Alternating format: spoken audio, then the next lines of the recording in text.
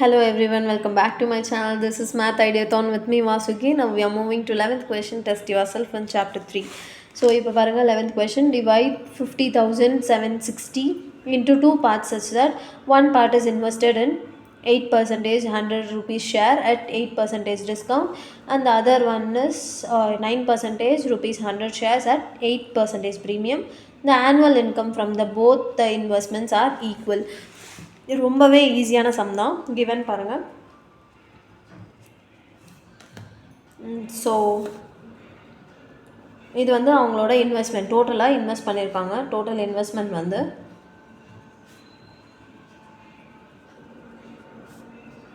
rupees 50,760 தான் வந்து total investment. அது டூ பார்ட்ஸாக பிரிச்சுருக்காங்க. ஒன் பார்ட் வந்து இது ஒன் பார்ட், இது ஃபஸ்ட் பார்ட்டுன்னு வச்சுக்கலாம். லைக் இது first part and second part அப்படின்னு வச்சுக்கலாம். ஸோ டூ பார்ட்ஸாக பிரிக்கிறாங்க. ஸோ ஃபஸ்ட்டு பார்ட்டில் வந்து அவங்க வந்து 8% டிவிடெண்ட் வந்து 8%, என்வி வந்து ₹100 அண்ட் 8% டிஸ்கவுண்ட் வந்து 8% சொல்லியிருக்காங்க. எம்வி நம்ம இங்கே கண்டுபிடிக்கணும். அதே மாதிரி செகண்ட் பார்ட்டுக்கான இது பாருங்கள். ஸோ டிவிடெண்ட் பர்சன்டேஜ் வந்து 9%, என்வி வந்து ₹100 அண்ட் ப்ரீமியம் வந்து 8%. ஸோ இதுதான் கொடுத்துருக்காங்க. அண்ட் இன்னொரு மெயின் இன்ஃபர்மேஷன் என்ன கொடுத்துருக்காங்கன்னா, annual incomes from both the investments are equal. So income from both investments are equal. இதுதான். ஸோ இதுதான் அவங்க கொடுத்துருக்காங்க. ஸோ இப்போ நம்ம ஈஸியாக சம் பார்க்கலாம். இப்போது ஒரே ஒரு சின்ன ஷார்ட்கட் மட்டும் இதில் சொல்லித்தரேன். ஸோ உங்களுக்கு ஈஸியாக அண்டர்ஸ்டாண்ட் ஆகிறதுக்காக. இப்போது என்கிட்ட 10 rupees இருக்குது. நான் இதை வந்து எப்படி வேணால் பிரிக்கலாம். ஆமாம் தானே? லைக் 1 rupee அண்ட் 9 rupeeயாக பிரிக்கலாம், இல்லை 2 rupee 8 rupeeயாக பிரிக்கலாம்.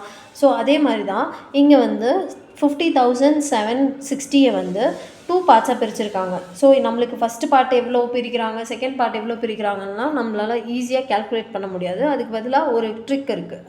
அதை மட்டும் நீங்கள் ஜஸ்ட் ஞாபகம் வச்சுக்கிட்டிங்கன்னா, இந்த கான்செப்ட் ஞாபகம் வச்சுக்கிட்டிங்கன்னா எல்லாத்துலேயும் அப்ளை பண்ணுறதுக்கு ரொம்ப ஈஸியாக இருக்கும். இப்போது என்கிட்ட அதுக்கு தான் எக்ஸாம்பிள் சொல்கிறேன் பாருங்கள். என்கிட்ட ஒரு 10 rupees இருக்குது. நான் 2 ஸ்டூடெண்ட்ஸ்க்கு நான் பிரித்து தரணும். எப்படி பிரித்து தருவேன்? அது வந்து ஈக்குவலாக இல்லை. நீங்கள் ஈக்குவலின்னு கொடுத்துருந்தாங்கன்னா ஈக்குவலாக பிரிச்சுருக்கலாம். இப்போ எனக்கு ஈக்குவலாக பிரிக்கல அப்படின்னு சொன்னால் எனக்கு என்னென்ன பாசிபிலிட்டிஸ் இருக்குது?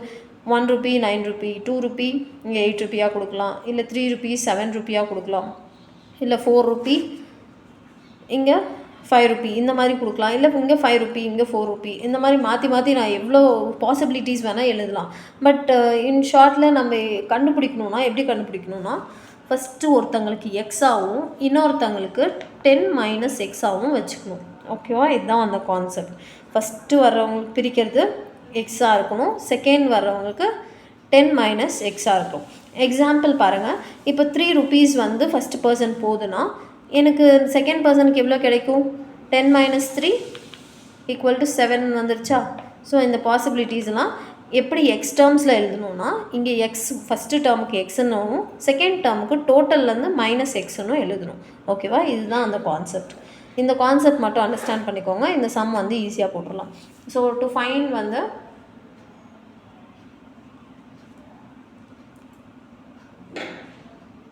ஸோ ஃபஸ்ட் பார்ட்டோட இன்வெஸ்ட்மெண்ட் எவ்வளோ, செகண்ட் பார்ட்டோட இன்வெஸ்ட்மெண்ட் எவ்வளோன்றது தான் அவங்க கொஷின் கேட்டிருக்காங்க. ஸோ இது எவ்வளோ ஃபஸ்ட் பார்ட்டோட investment and second part, first and second பார்ட்டோட இன்வெஸ்ட்மெண்ட்ஸ் தான் கேட்குறாங்க. ஓகேவா? சொல்யூஷன் பாருங்கள்.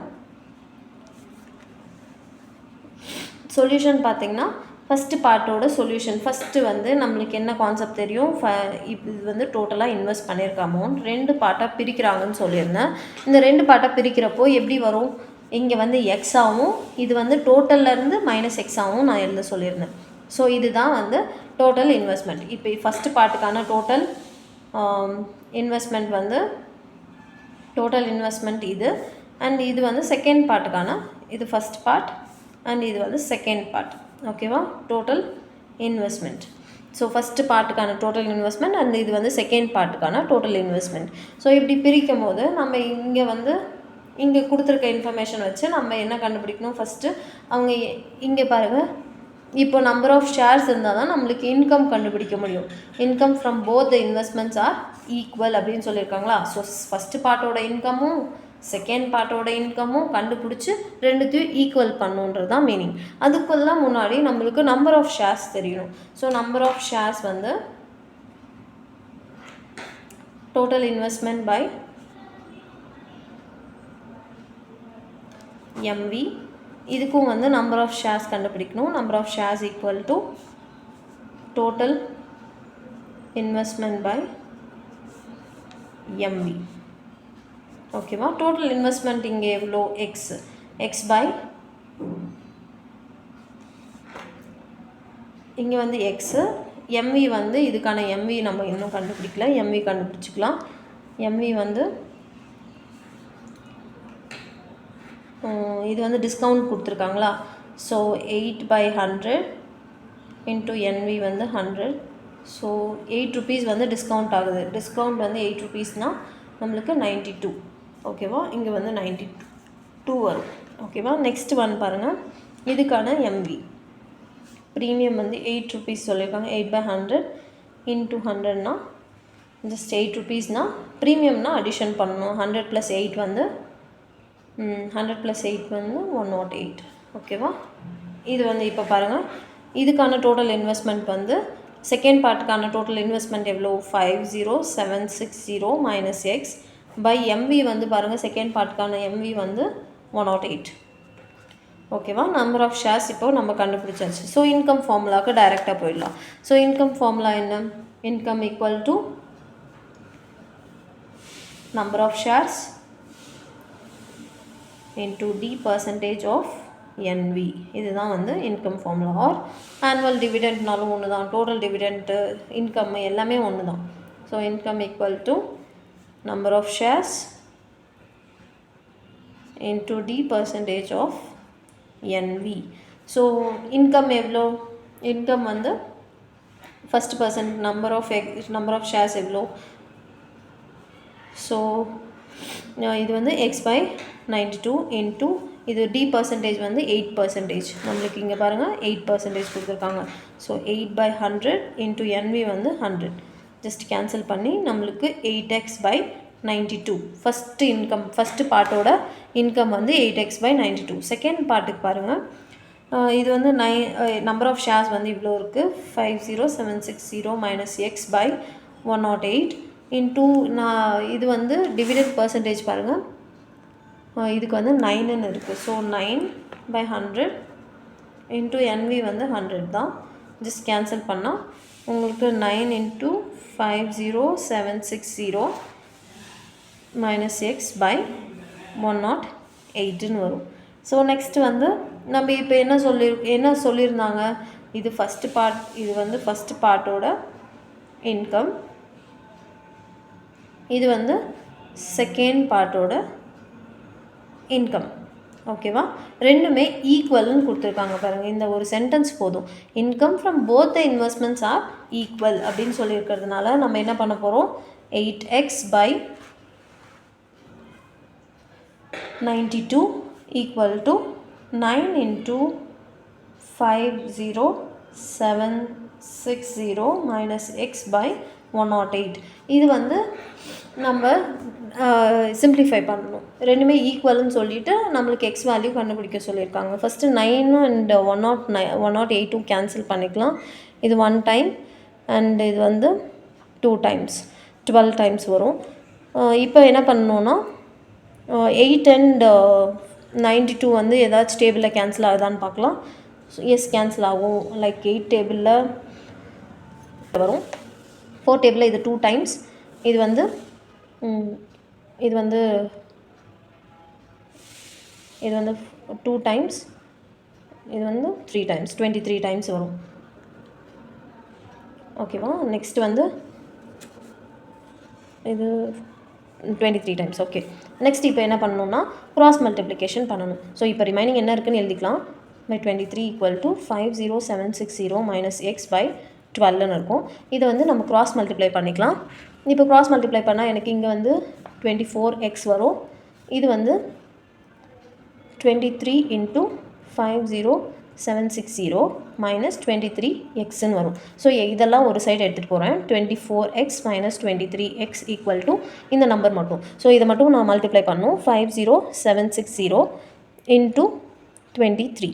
ஸோ இப்போ பாருங்கள் 0 அப்படியே இருக்கட்டும். ஸோ 0 நான் விட்டுறேன். 0 நான் விட்டுட்டு ஜஸ்ட் நார்மலாக 5076 into 23 மட்டும் மல்டிப்ளை பண்ணுறேன். So 6 3s are 18, 21, 22. இது வந்து 3 5s are 15, 2 6s are 12, 1. இது வந்து 14 15. இது வந்து 10, 8 4 7 6 1 1 and 0. ஸோ இதுதான் வந்து எனக்கு கிடைச்சிருக்க நம்பர்.